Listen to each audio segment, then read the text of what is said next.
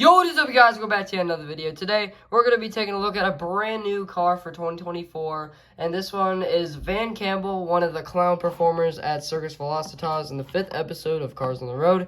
I'm super excited to take a look at him because I just got him in the mail because I was just kind of tired of waiting, so I decided, hey, why not order Van Campbell off of eBay?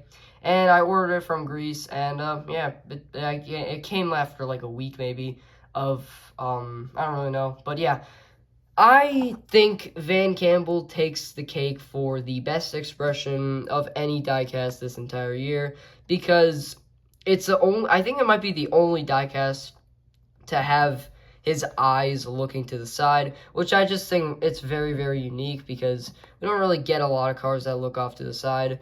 So yeah, and I like how they replicated the artwork here, which is pretty cool. So yeah, anyway, you got Disney Pixar cars up top there, and you got Van Campbell in the center.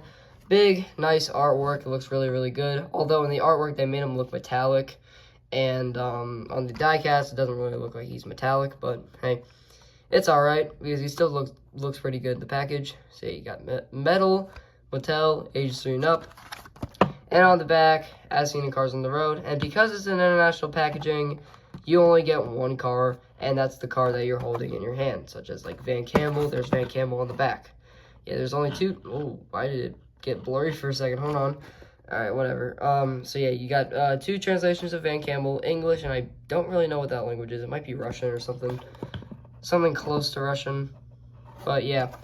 Alright, now let's get Van Campbell busted out of the packaging. Alright, here's Van Campbell out of the packaging, and I gotta say that he looks fantastic. I don't really know why, but this might take the cake for, like, top 10 best of the year, because this guy just looks really, really good, in my opinion. And whenever I saw the first, like, diecast image of him, I was just like, oh yeah, this is a great release right here. And now that I'm holding him in my hand, I think he's even better just because of how like raw and like unedited he looks. He just looks really, really good in person. And he's also a lot smaller than I actually originally intended him to be. Like, I thought he'd be a little bit bigger than this. Maybe like 1.3 times the scale of this. But no, it's much smaller than I would have expected. But still, I do like this guy a lot. So yeah, let's just get to the review. So yeah, like I said, his expression's probably the best of the entire year in terms of diecast cars, because not only is he looking off to the side, but his eyes are also like kind of like one of his eyes is much lower than the other, making it like a goofy expression, which looks really, really good on Van.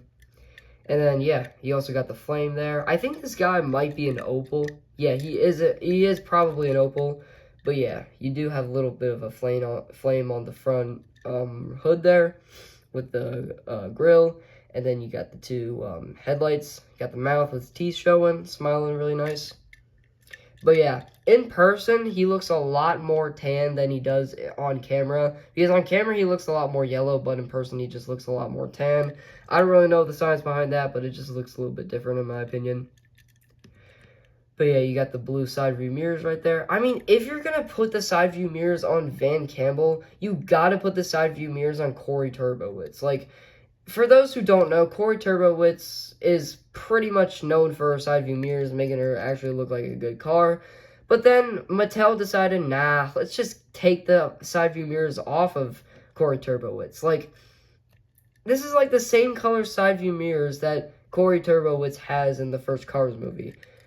And I know it might just come out of, I know it didn't really, it just came out of nowhere, but I'm just kind of mad about the fact that Mattel didn't include Corey Turbowitz's side view mirrors. Like Van Campbell, if Van Campbell has side view mirrors, which aren't really noticeable in the actual show, then I feel like Corey Turbowitz should have side view mirrors as well. Like, you botch Corey Turbowitz side view mirrors, but you still give every other diecast side view mirrors. Like, it just doesn't really make sense to me. But whatever.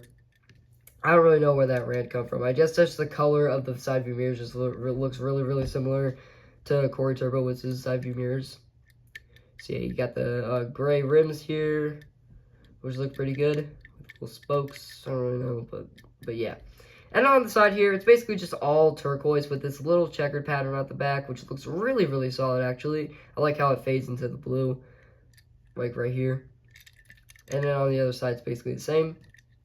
And then on the roof here, you have another one of the flame. I think this flame might be a continuation off this flame, but I'm not entirely sure. But yeah, I really like the flame pattern on this guy. It just looks super duper solid.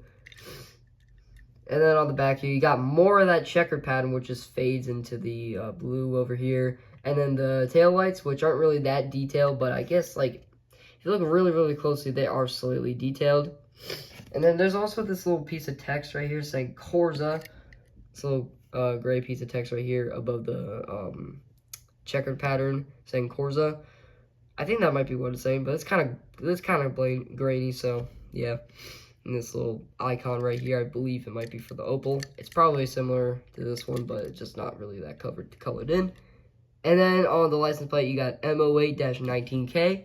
I don't really know the significance of that, but then I think I cannot read the text above it because of how grainy this is. I don't really know. I don't really like how Thailand makes like very, very grainy decals, but I mean it's alright because it's not like the most noticeable thing. Like you're just gonna place it like that, kind of like in the front, and you're not gonna really see like the license plate because it's not really that noticeable. And then even like if you place it on the side, like this side or this side, you're still not gonna see the decal.